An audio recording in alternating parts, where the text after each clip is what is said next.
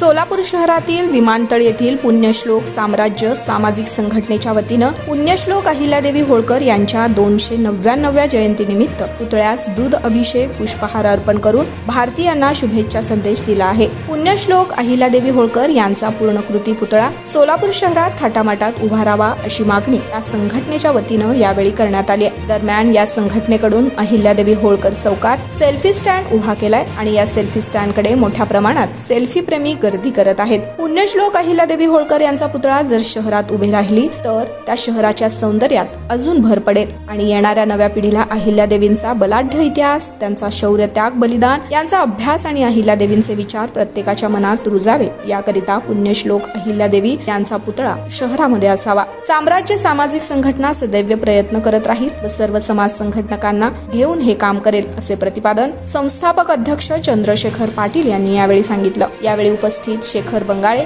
अनिकेत पाटील, निखिल घोडके, राकेश उंडी, प्रवीण साफा करंडे, संदीप कांबळे, ओंकार कोरे, अहिल्या प्रतिष्ठानचे साई पालवे, राजमाता प्रतिष्ठानचे सिद्ध निशानदार, मल्हार प्रतिष्ठानचे योगेश तरंगे, महासंग्राम प्रतिष्ठानचे पवन खांडेकर, आकाश नागनकरी, प्रवीण बंडगर, रोहित बंडगर, मल्लिकार्जुन मैत्री आदींची उपस्थिती होती।